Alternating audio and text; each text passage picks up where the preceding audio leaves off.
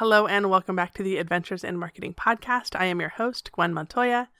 Thank you so much for joining me. I am really excited about this episode. This is a project that took me a very long time of thinking in the shower and while doing dishes and while walking to come up with, and I am really proud of it, and I get to share it with you. I've already shared it with my Adventures in Marketing group. That is my paid membership group. I don't like the term mastermind. I think it's really overused, but turns out if you look at the definition of mastermind, that's kind of what it is. We talk about ongoing accountability and what we're working on every week, and there are weekly meetings and all sorts of resources to be shared and like little mini trainings, and we talk about things and we brainstorm. And it's just this really great group that I love. And several months ago, several of them asked me for some sort of flowchart, some sort of order of operations when they are feeling overwhelmed or they are feeling stuck, or just a general way to keep the business flowing and still be creative and still do all of the things that they need to do. So like I said, it took me a while to come up with one because they are all different businesses and they are all different backgrounds and different personalities. And I really wanted something that was applicable to everybody as much as possible.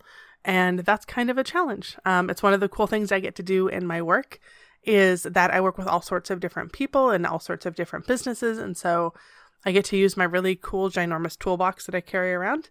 And I'm going to share the flowchart with you today. And I will also put a link in the bio, not a link in the bio. I'm not on Instagram right now. A link in the show notes about this flowchart and how to download it so that you can snag it. And I have a couple of people who have printed it and like pin it at their workstations, which makes me feel very excited that I had that impact. So I'm going to share this with you. And it's basically sort of a thing to do every day or a thing to think about to keep on track, depending on how you want to think about it. So what I always recommend is when you're thinking about this flowchart, the reason that it was created is to keep you on track. So that's why it's here. So the very top thing in the flowchart or the order of operations is communications. That is emails or messages or phone calls or sending invoices, all of those things that need to be done, and they probably need to be done daily, and that's why it's at the top of the list, right? These are things that help you make sure that you're staying on top of all of your projects. So if you owe somebody an email, you owe somebody an invoice, you have to return a message somewhere, whether that's on Instagram or TikTok or Facebook or actual email or a voicemail, all of those things. Any phone calls that you have to make, those fall under communications. So when you're starting your day, get the communication piece out of the way. That gives anybody who needs to respond to you time to respond throughout that day instead of waiting until the end of the day. By making it a thing that you do every day, it also means that you're staying on top of things and it keeps things from falling through the cracks. Because in my experience, when businesses get overwhelmed or the people behind businesses get overwhelmed, right? Communication tends to fall through the cracks because it feels too big. It feels too hard. So that's why it's at the top of the list. Next is the current projects. And these are things that you owe someone or things that you owe yourself. And I'll talk about those. Obviously, the things that you owe someone, those are pretty obvious. Those are projects that are due. Those are things that you need to create for somebody. Those are things that you need to finish. All of those kinds of projects that are for other people. And then we have projects that are for ourselves. And these are projects that are important to us. They are an integral part of our business and they need to happen, but maybe we put them off. And you can decide what those are. They're going to be different for every business. For some people, it might be sending an email to their list, right? For somebody else, it might be creating a blog post. For somebody else, it might be creating a workbook that is behind the scenes that they're not ready to launch, but it's a project that they want to work on. And so it has a space. It's your current project that you are working on. Next is visibility. Next on the list is visibility. And that is, how are you staying visible to your people? And that kind of covers social media. Again, that covers email lists. If being on podcasts is part of your goal, then that includes making time to investigate podcasts, to research podcasts, to send emails to podcasts. It's also a reminder to stay visible on a daily basis. I have joked in the past that the secret of marketing is just showing up a lot, which is kind of true, and it is a piece of visibility. And so if you're not being visible to your audience, they literally can't see you. They can't see you and they can't promote you and they can't support you if they forget that you're there.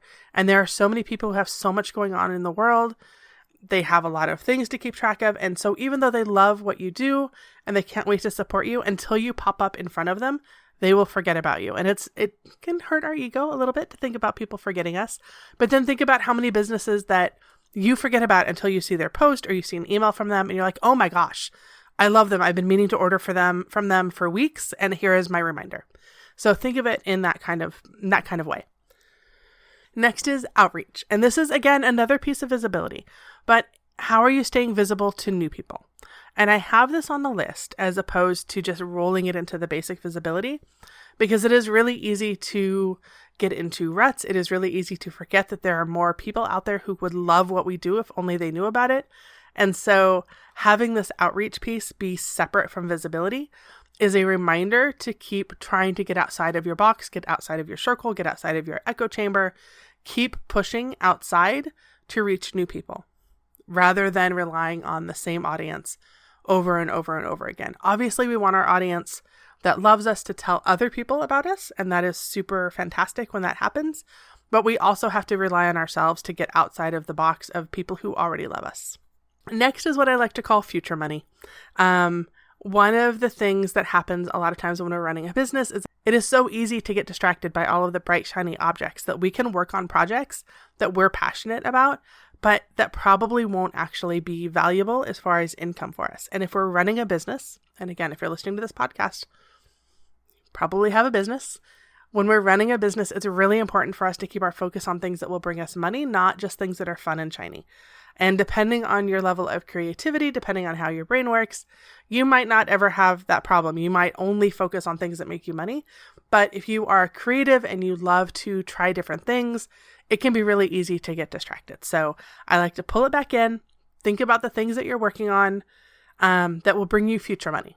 So whether that is a new program, a new service, a workbook that you are creating, a course that you're creating, a new physical product, whatever that is that you are working on, that you are developing, that you want to sell at some point, it's just not ready yet.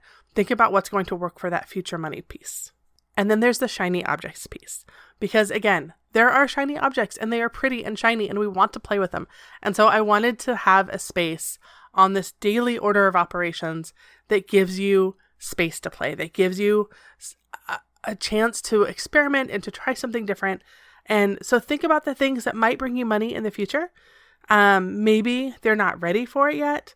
Maybe there's not a financial aspect to it, but it's something that you really want to create. Like all of those different kinds of things kind of fall under this final one for you to enjoy your shiny object obsession, to experiment and to try new things, even if it doesn't feel like it's going to bring you money. Because sometimes the idea of only focusing on things that bring us money can inadvertently stifle our creativity because we can only think in one way, like, how will I sell it?